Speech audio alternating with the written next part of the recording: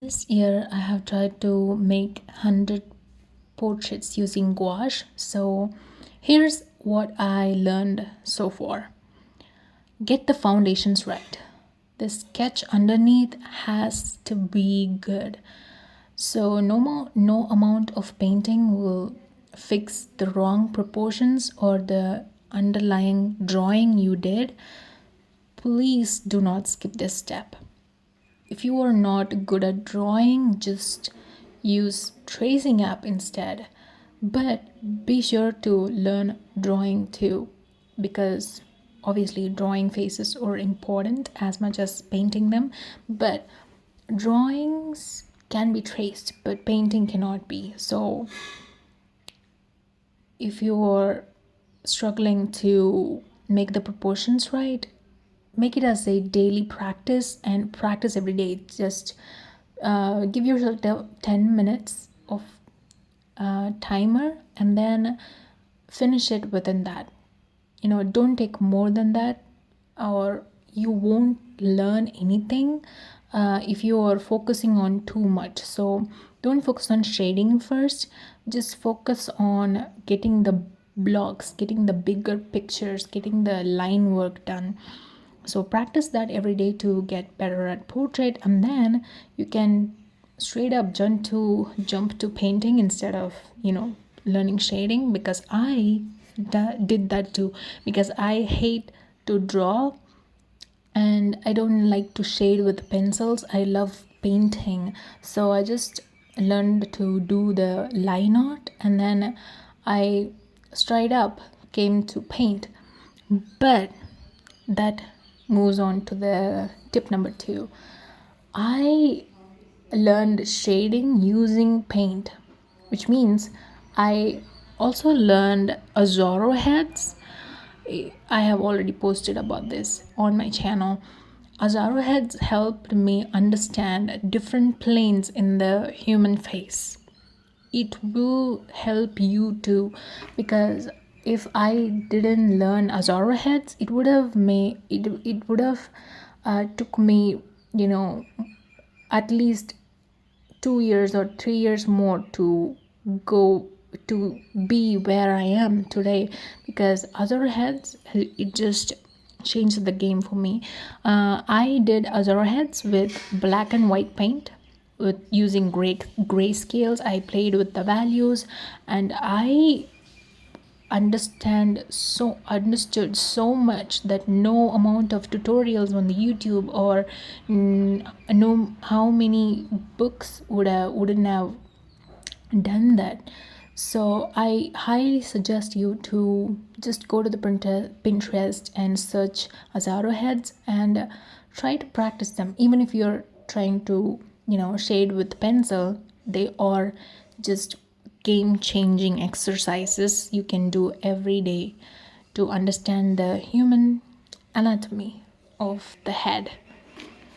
So yeah, and also highlights in the faces are really important. Let me tell you something. The pictures I take from the Pinterest doesn't have the the popping highlights on the eye or on the face on some pictures, I mean, because everything you collect on the Pinterest or not professionally lit or not taken by professional photographers. So if you came across a painting that doesn't have any sharp white like painting or white like highlights, make one on your own. It makes a huge difference in your painting. If there's no lightest part in your painting, it will look so dull. I mean, especially with gouache, because gouache is a matte medium. It kind of make it more dull if there's no white highlights. I don't mean plain white, even though I use white straight out of the tube sometimes. But if you don't like to do that, just add a bit of yellow or blue according to the lighting. But be sure to leave white highlights on your paintings. And also that moves to the third part. be patient. The painting that you're looking now, it looks like a clown. I know. I literally wanted to tear away this page like more than 10 times when I was painting this, but you need to really, really have patience to wait for the reward, and don't rush the process. Just wait and make it work. If you don't like the what you are doing now, just take a break, go fight with your boyfriend or husband. If you're single, go drink some water, do some 10 squats, come back and look at the painting and look what you can adjust. At least that's what I do. i I am single, so obviously I can't fight with my husband or my boyfriend, so I just take 10 squats. It's good for your health too. So we artists can be sitting all day, so it really improves your blood flow. So take a step back and come back to your painting and look what you can fix from a fresh mind. From start fresh, but don't take too long, because if I take too long, the painting will not complete. So be patient with your painting. And that moves to the fourth tip, is that paint the darks first.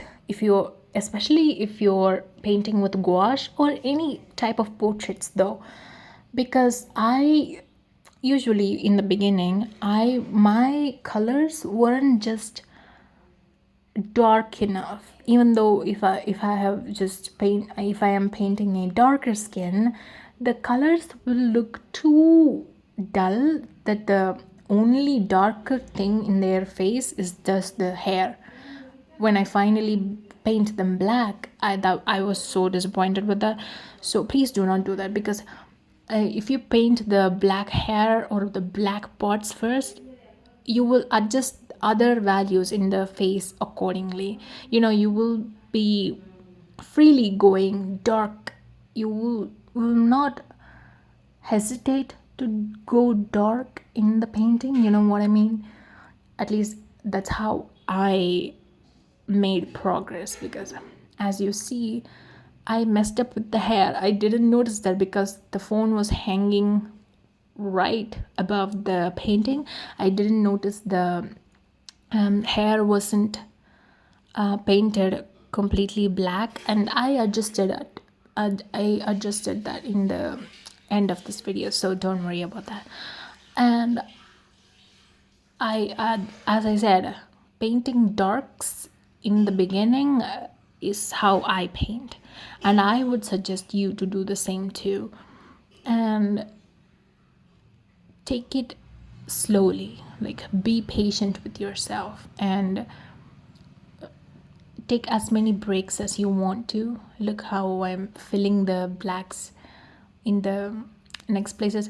As I told you in the beginning, I just painted black where I don't touch the face, the overall blocking thing, and then I was painting the details of that black after painting the skin tone.